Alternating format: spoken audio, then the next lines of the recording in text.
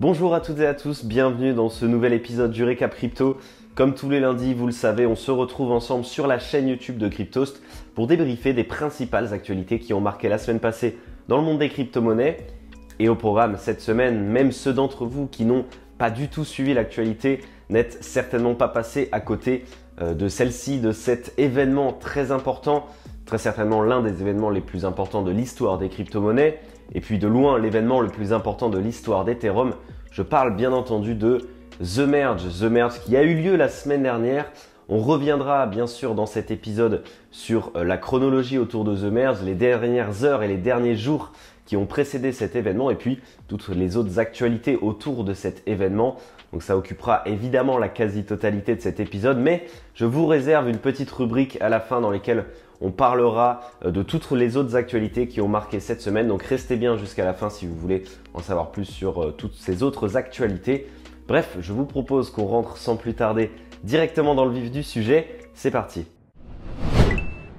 Cette semaine, l'ensemble de l'écosystème des crypto-monnaies et ses investisseurs avaient les yeux rivés sur Ethereum et sur ce décompte qui nous indiquait les dernières heures et les dernières minutes avant ce fameux événement The Merge. Un décompte d'ailleurs qu'on vous avait également proposé sur le site internet de Cryptost et qui s'est finalement arrêté à 8h42 heure de Paris jeudi dernier, heure donc exacte de The Merge d'Ethereum. À cette heure-ci, très exactement, la dernière étape du très long processus The Merge avait lieu. Il s'agissait que la Terminal Total Difficulty, c'est-à-dire finalement la difficulté de minage sur la blockchain Ethereum, dépasse un certain seuil qui a donc été dépassé justement à 8h42 jeudi dernier.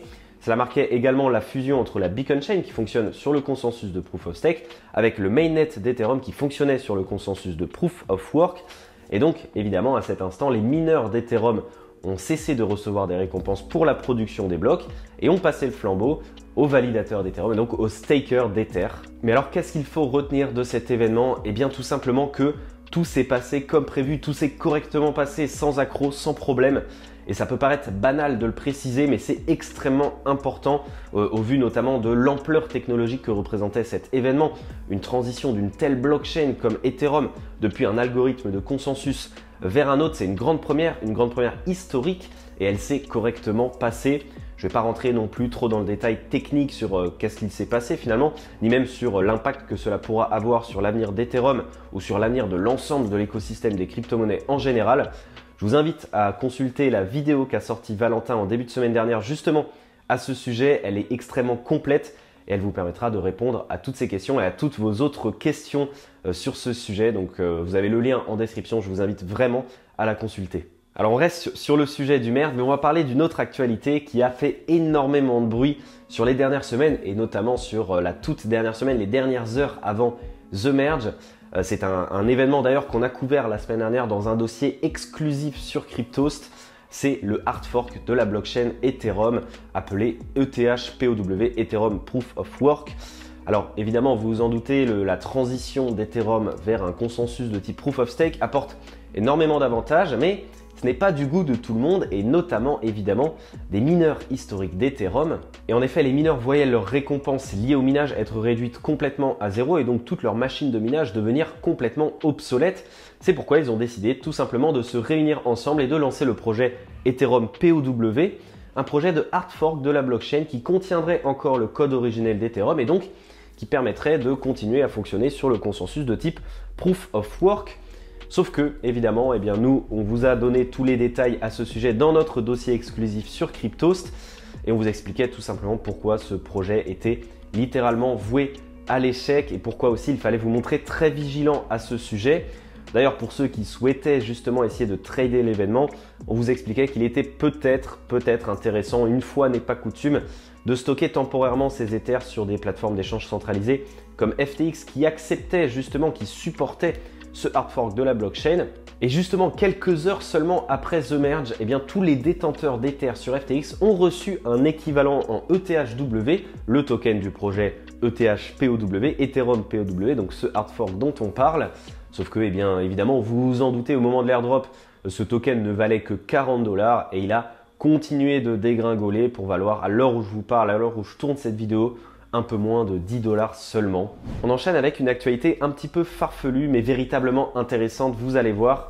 Combien seriez-vous prêt à miser pour acquérir le tout dernier bloc miné sur Ethereum avant le passage au Proof of Stake et donc avant The Merge?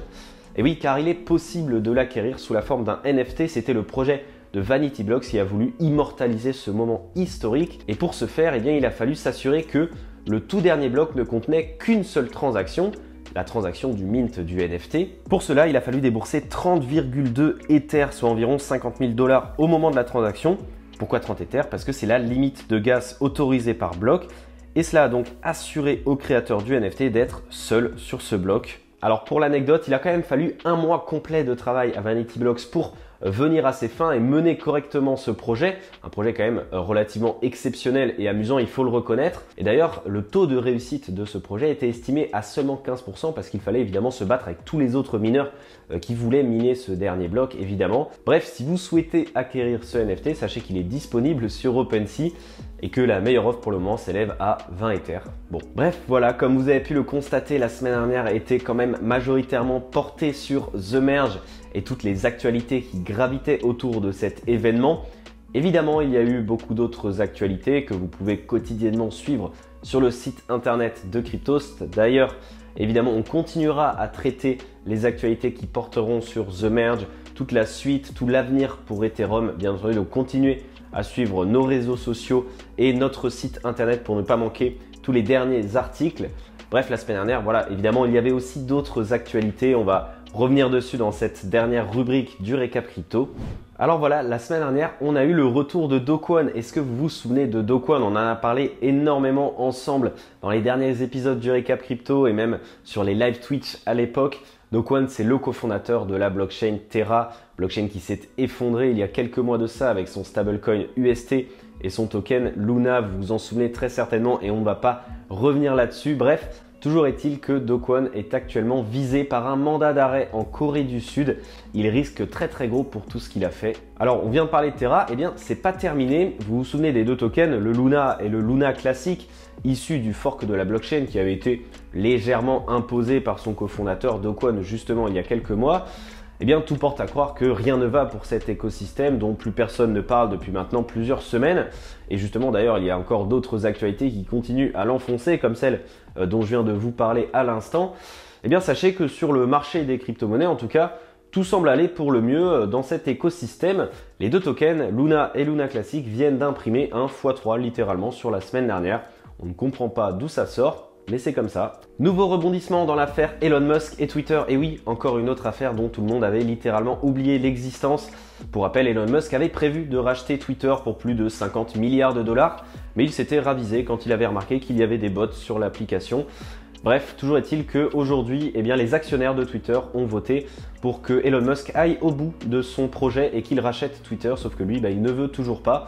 Et donc cette décision sera prise finalement au tribunal. Et on termine avec une actualité un petit peu plus crypto et Web3.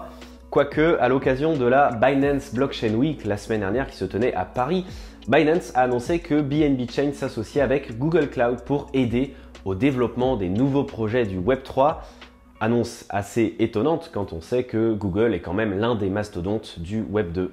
Voilà, c'en est tout pour ce tour des actualités de la semaine. Évidemment, il était très porté sur The Merge puisque c'était l'événement important de la semaine dernière. On a quand même réussi à parler ensemble des quelques actualités importantes qui ont réussi à s'extraire parmi toute cette myriade d'informations et d'événements autour de The Merge. Bref, j'espère que cet épisode du récap crypto vous aura plu.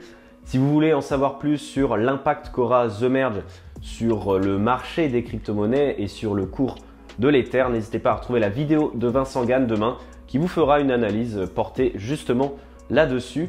Bref, je vous souhaite de passer une excellente semaine et je vous dis à lundi prochain.